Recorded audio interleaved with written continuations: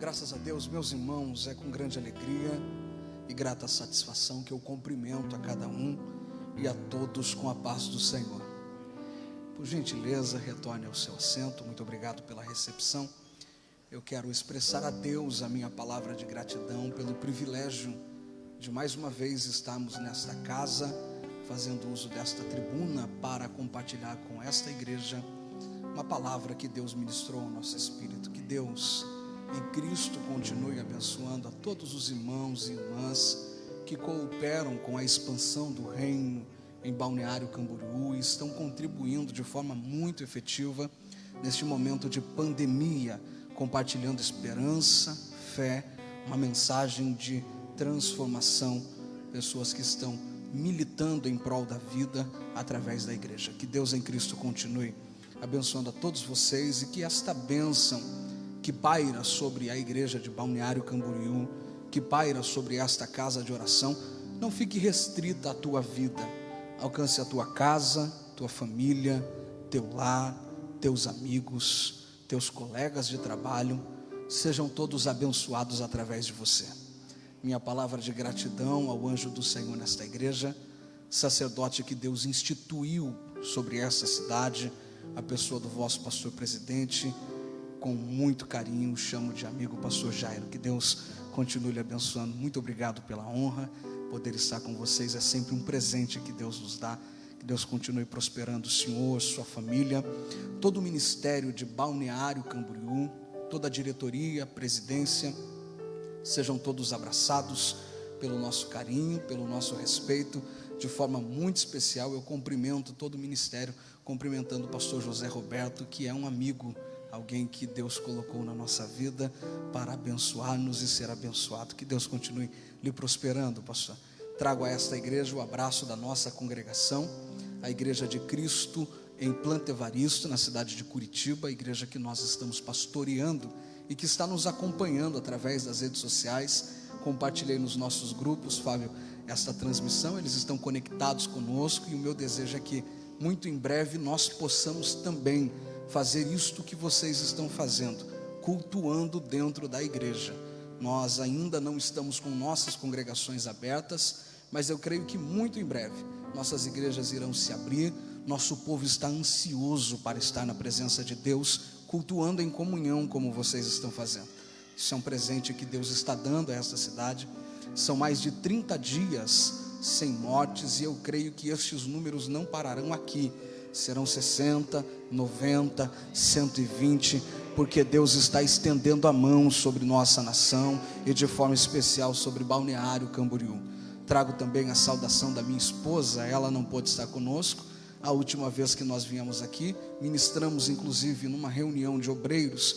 Ela estava conosco e hoje ela não pôde vir, porém pediu que eu entregasse um beijo carinhoso a todas as irmãs que aqui estivessem. As irmãs querem receber? E para os irmãos não ficarem com inveja, ela disse: dê um aperto de mão e a paz do Senhor para cada irmão. Os irmãos querem receber? Precisa mais que isso não, né? Tá bom demais. Ela está nos acompanhando também através das redes sociais.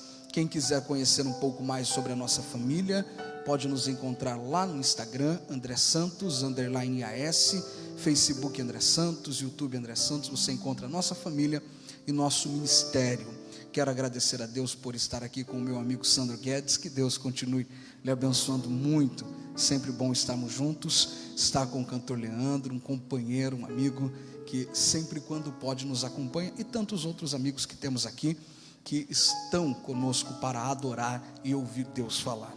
Aproveitando que nós estamos assentados mesmo, se for o costume, assim permaneçam. Eu quero convidar a leitura de um texto que está no livro do profeta Isaías, capítulo de número 6.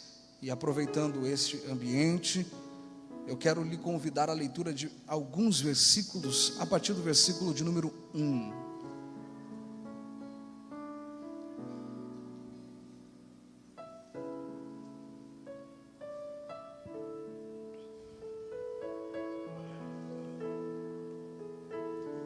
Isaías capítulo de número 6,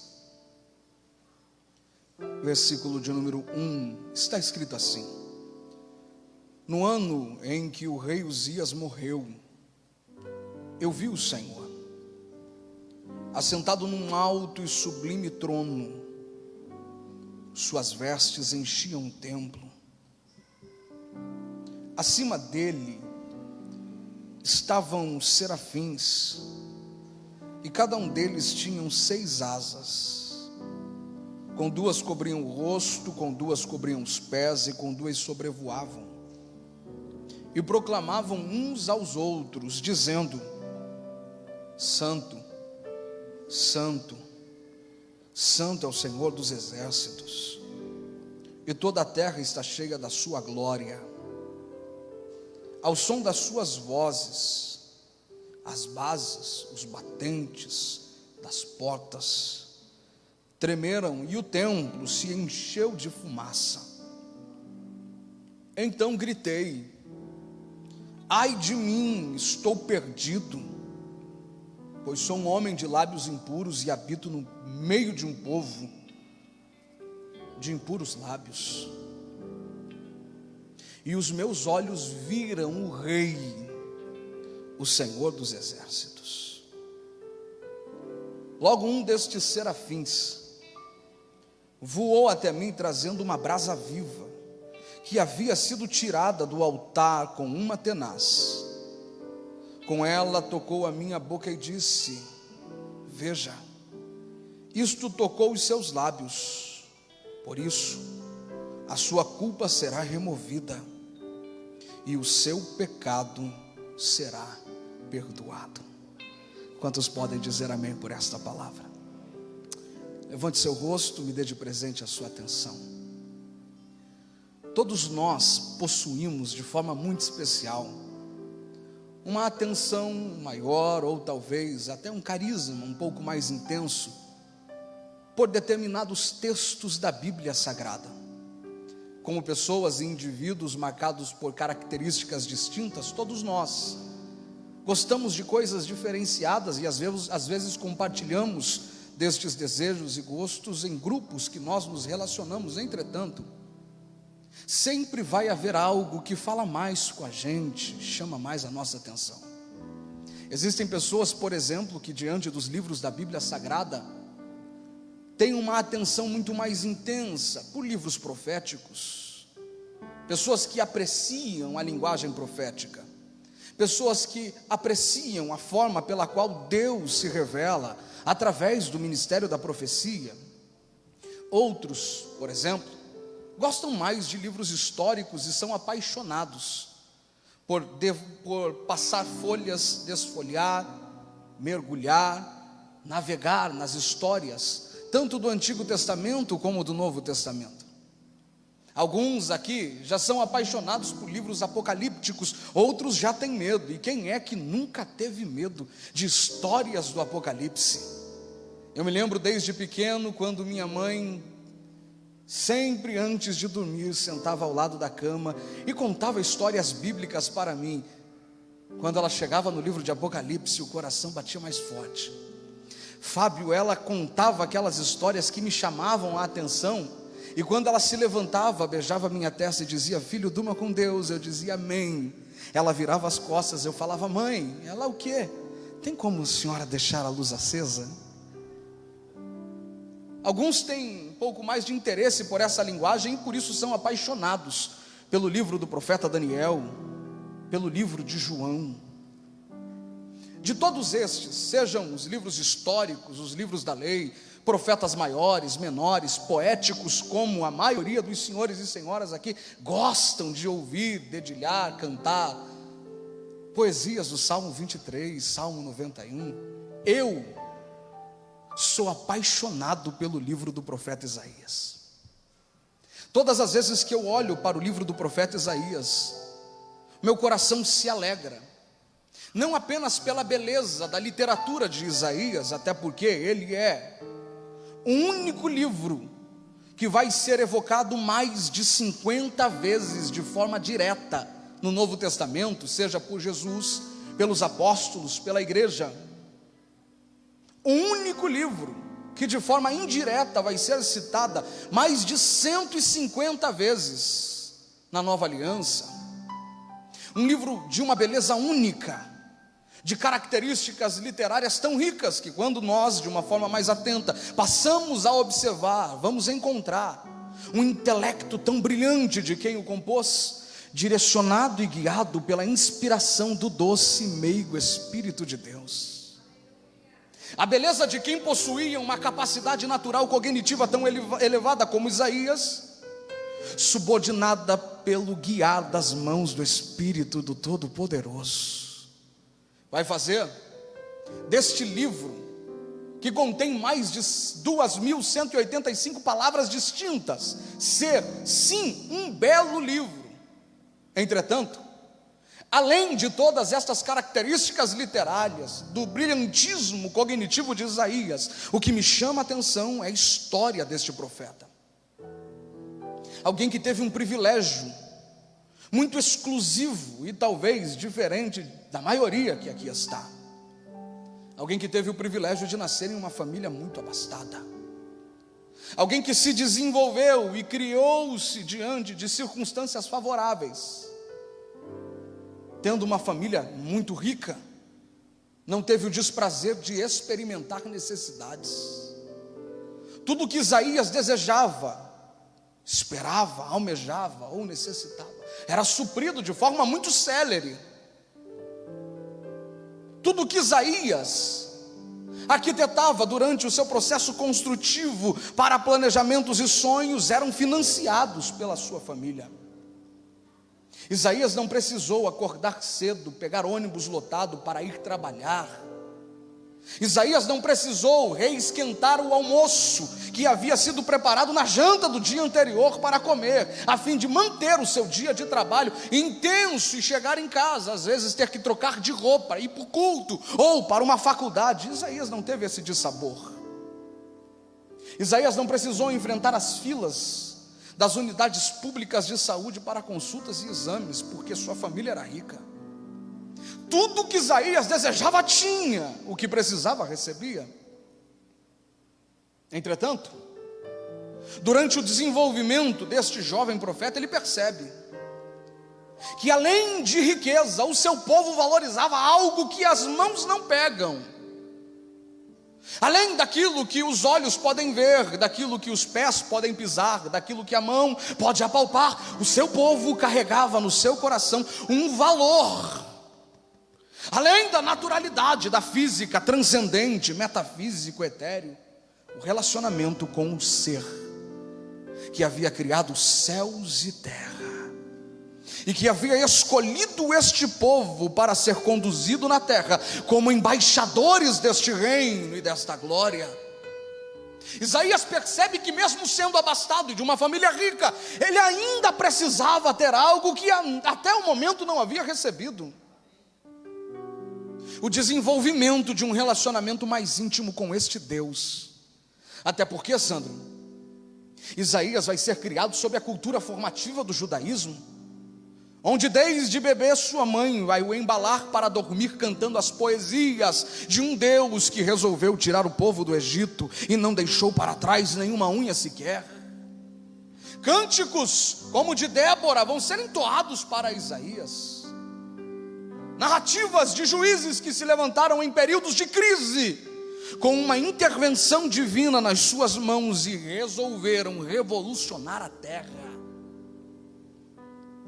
Aos 3 anos, ele passou a ouvir seu pai explicando essas histórias, dizendo todos os dias para ele que ele não era normal, que o Deus que eles serviam era o Deus que fez coluna de fogo aquecer à noite, coluna de fumaça proteger durante o dia, água amarga virar doce, rocha verter água, e todos os dias derramava pela manhã um maná do céu para alimentar o povo. O Deus que conduziu, guiou, livrou, enviou 10 pragas. O Deus que mostrou a sua glória no monte.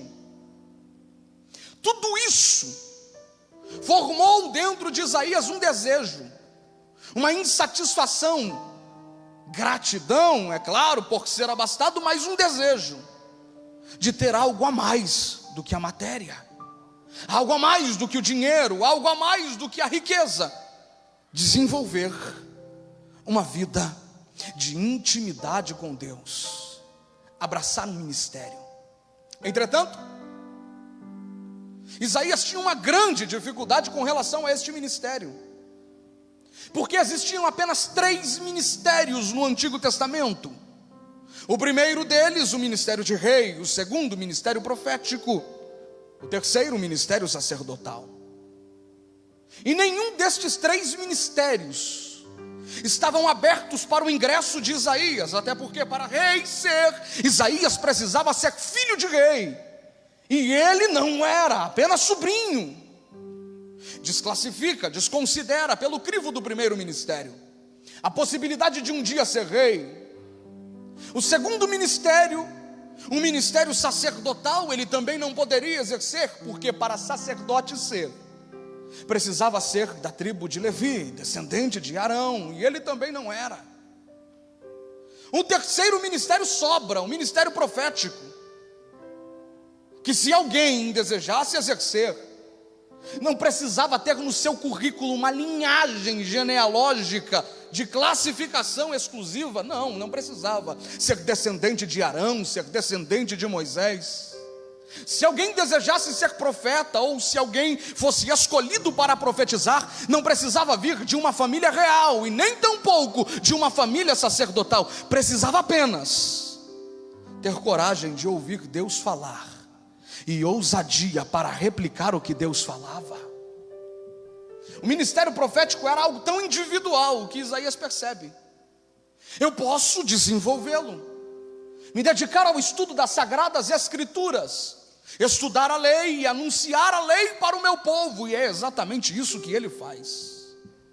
5 capítulos da sua vida é apontando para sua terra aquilo que ele entendia como profecia na sua boca. E estes 5 capítulos serão conhecidos como os ais de Isaías. Uma autoridade que é evocada a ele, mas em que nenhum momento é outorgada por Deus, porque do primeiro capítulo até o 6º, eu não vejo Deus o chamando, eu não vejo Deus o levantando, e sim ele se posicionando, apontando o dedo e dizendo: ai de ti, ai de ti, ai de ti, com uma autoridade que na terra não era questionada. Até porque quem seria o louco, meu amigo Fábio, de questionar a autoridade do sobrinho do rei? Quem teria coragem, pastor José, de dizer: senta, por gentileza, você não continua a pregar? Afinal de contas, o pregador era o sobrinho do rei. Quem teria coragem de cancelar as agendas de Isaías, estampar nas redes sociais: Isaías não prega mais aqui? Ele apontou o dedo para a minha igreja e disse: ai da minha igreja. Ninguém tinha coragem disso. Entretanto, o ministério que começa sem a evocação ou o chamamento de Deus, não significa que não é um ministério que Deus escolheu. Até porque para Deus, o que realmente importa não é nem tanto como a gente começa.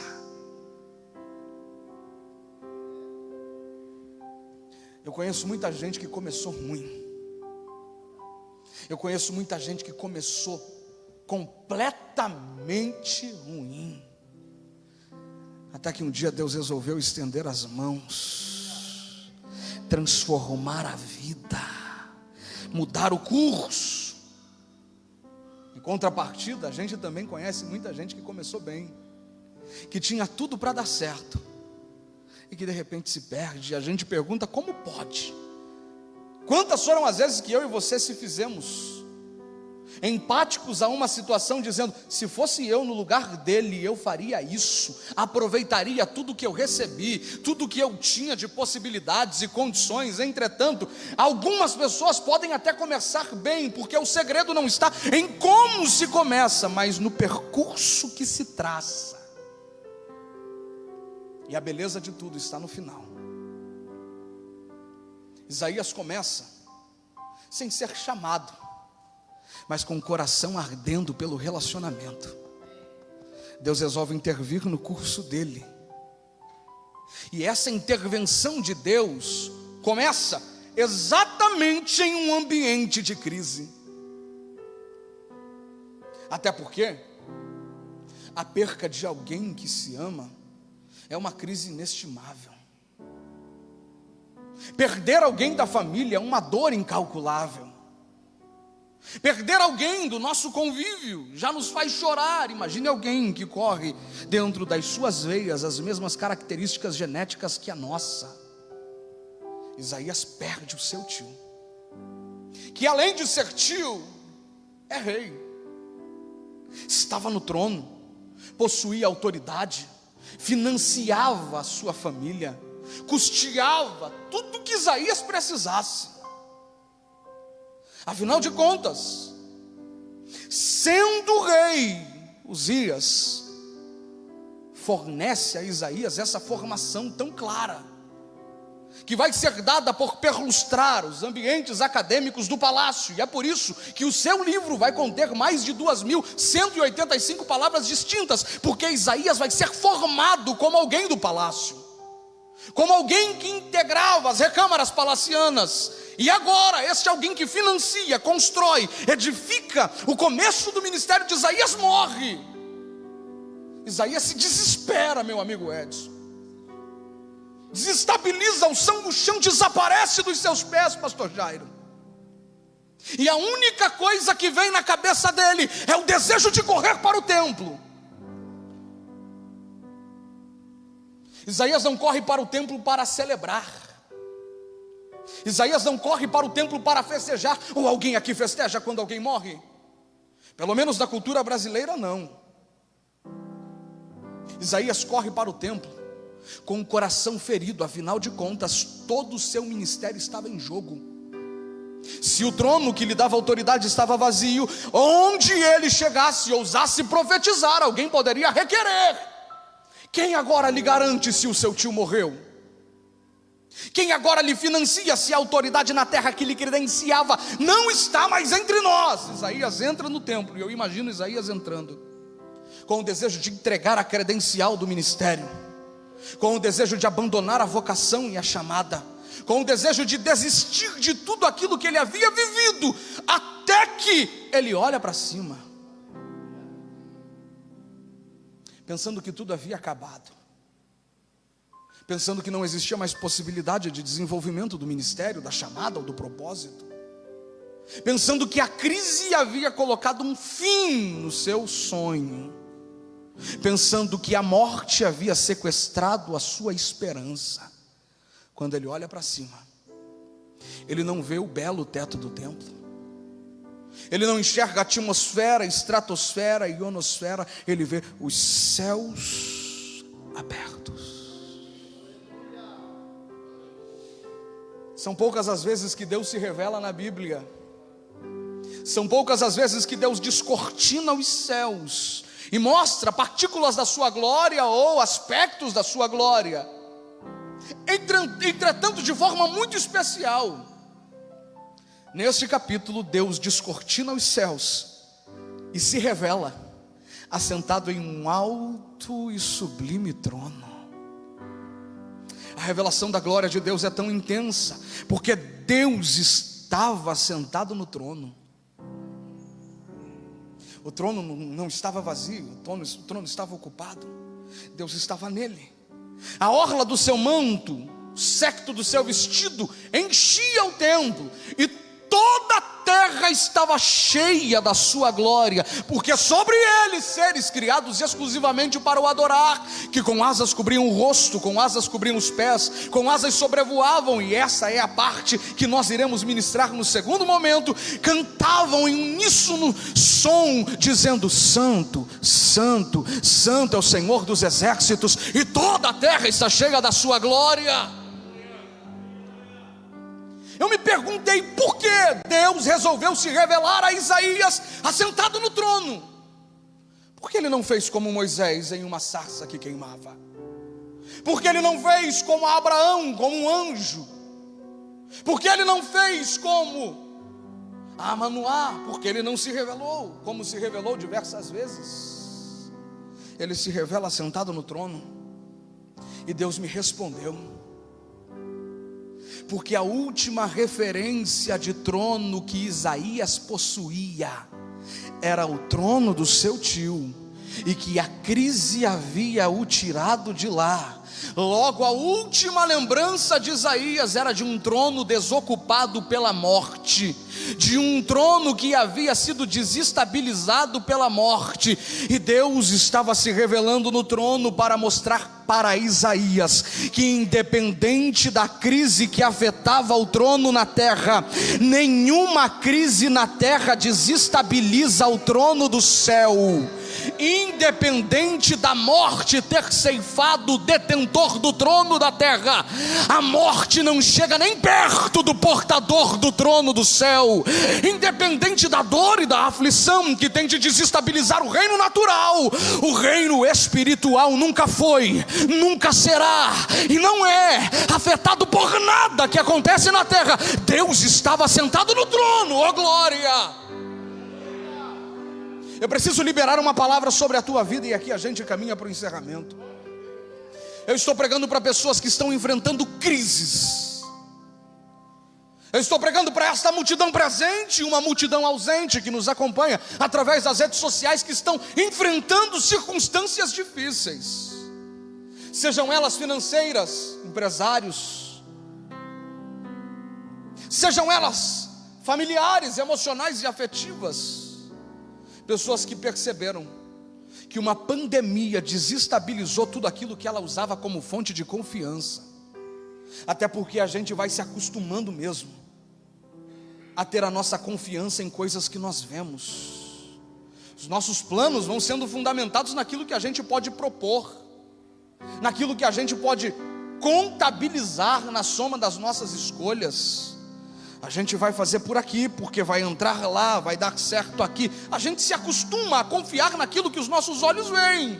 Aí vem uma pandemia e desestabiliza aquilo que os nossos olhos veem, e a gente se desespera e pensa: mas eu pensei que daria certo, porque o passo estava planejado, projetado, eu fiz até o cálculo, a bolsa estava caminhando de forma saudável, eu já havia pensado, o investimento vai ser favorável. De repente a pandemia vem e tira o chão da onde você pisaria, e você fala: e agora, Senhor, para onde eu vou?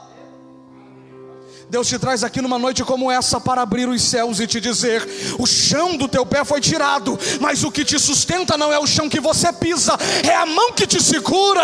O chão do teu pé foi tirado, mas a tua força não vem da terra, a tua força vem do céu. Podem tirar o chão, podem destruir os degraus das tuas progressões, só que Deus te trouxe aqui para te dizer: nada para o teu crescimento na crise. A minha mão está te segurando, a minha mão está te sustentando. Se você pode, levante as duas mãos aos céus e celebre a Deus uma palavra de gratidão. Eu vou deixar você falar com Ele por 30 segundos. Não deixe esta igreja em silêncio. Abra a boca para adorar a Ele, para exaltar a Ele.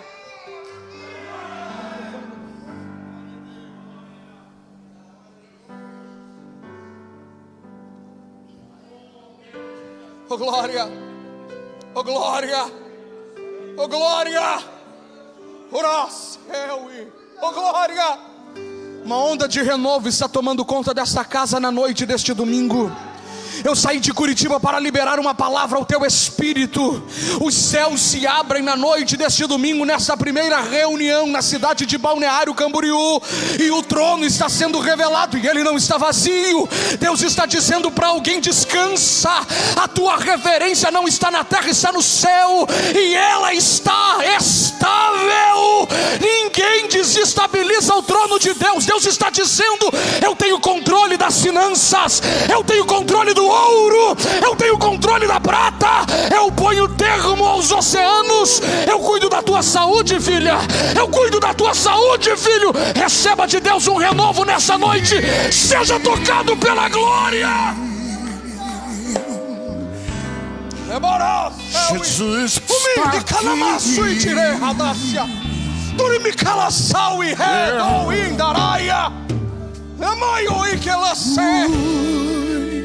Eu preciso orar e eu entrego o microfone. Isaías pensa que a morte do tio é o fim do ministério. Deus fala: a morte do tio é o começo do ministério. porque nada na vida do crente dá certo com segurança na terra.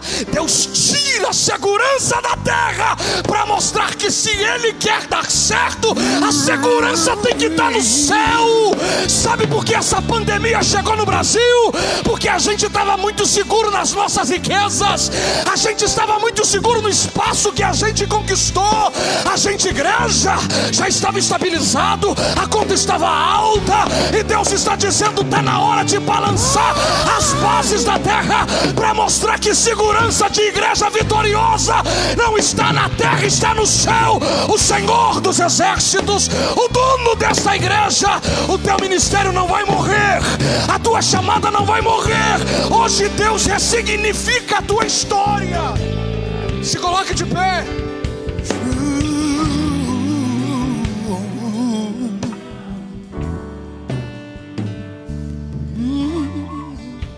Coloque a mão sobre o teu coração nesta noite.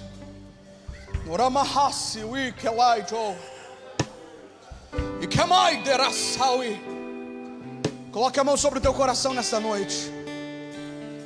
Eu ministro sobre a tua vida agora um renovo dos céus. Aquilo que você estava olhando como o caminho do fracasso, da destruição, da perca, hoje começa a se tornar a oportunidade de uma revelação de Deus para a tua história. Deus hoje está se revelando para gente aqui que entraram sem esperanças, achando que Covid-19, coronavírus, era o nome do algoz que decretou falência para a tua empresa, era o nome do algoz que sacrificou teu casamento. Só que Deus está te dizendo hoje: nada pode desestabilizar aquilo que no céu eu projetei para a tua história. Ninguém pode parar.